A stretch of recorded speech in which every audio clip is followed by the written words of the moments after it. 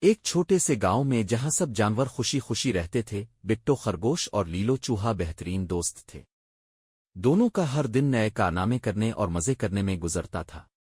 بٹو کا دلکش سا گھر ایک درخت کے نیچے تھا اور لیلو کا چھوٹا سا بل اسی درخت کے قریب۔ وہ دونوں ہمیشہ نئے کھیل اور مہم جواہے ڈھونڈتے تھے۔ ایک دن گاؤں کے بزرگ الو نے سب کو ایک عجیب سی خبر سنائی۔ جنگل کے بیچ میں ایک پراسرار جگہ ہے، الو نے کہا جاتا ہے کہ وہاں ایک خزانہ چھپا ہوا ہے، لیکن اسے پانے کے لیے بہت بہادری اور ہوشیاری کی ضرورت ہے۔ بٹو اور لیلو کے دل میں خزانے کو پانے کا خیال جاگ اٹھا۔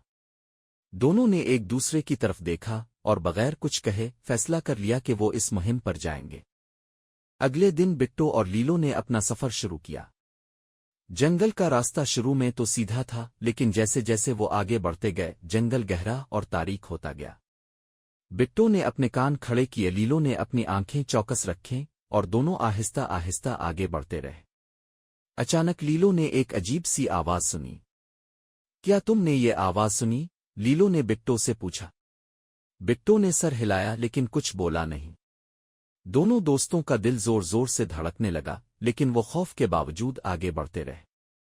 جنگل کے بیچ میں ایک پرانا دروازہ ملا جو بالکل سنسان تھا۔ دروازے کے اوپر لکھا تھا، جو اندر جائے گا شاید واپس نہ آئے۔ لیلو نے بٹو کی طرف دیکھا، لیکن بٹو نے بہادری سے آگے بڑھنے کا اشارہ کیا۔ دونوں دروازے کو دھیرے سے کھول کر اندر داخل ہو گئے۔ اندر کا منظر بہت عجیب تھا۔ ہر طرف گھنا اندھیرا تھا اور ہوا میں ایک سرد سا احساس تھا۔ ایک تنگ راستہ آگے جا رہا تھا، لیکن ساتھ ساتھ ایک پراسرار آواز سنائی دے رہی تھی، جیسے کوئی ان کی طرف بڑھ رہا ہو۔ راستے کے آخر میں ایک بڑی چمکتی ہوئی چیز نظر آئی۔ بٹو اور لیلو کی آنکھیں چمک اٹھیں۔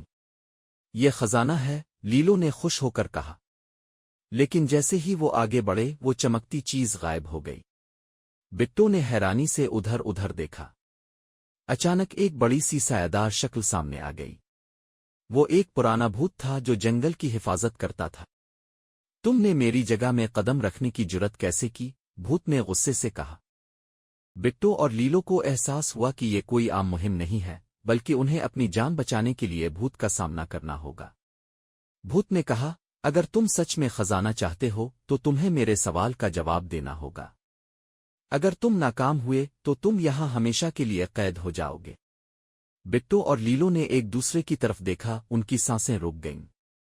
بھوت نے سوال پوچھا، وہ کیا ہے جو دن میں نظر آتا ہے لیکن رات میں غائب ہو جاتا ہے؟ لیلو نے جلدی سے سوچا اور پھر مسکراتے ہوئے جواب دیا، سورج۔ بھوت کچھ لمحے کے لیے خاموش ہو گیا اور پھر ایک زوردار آواز کے ساتھ غائب ہو گیا۔ جہاں بھوت کھڑا تھا وہاں خزانے کا ایک بڑا صندوق ظاہر ہو گیا۔ بٹو اور لیلو نے صندوق کو کھولا اور خزانہ دیکھ کر ان کی خوشی کی کوئی انتہا نہ رہی۔ دونوں نے مل کر خزانے کو اٹھایا اور واپس گاؤں کی طرف چل پڑے۔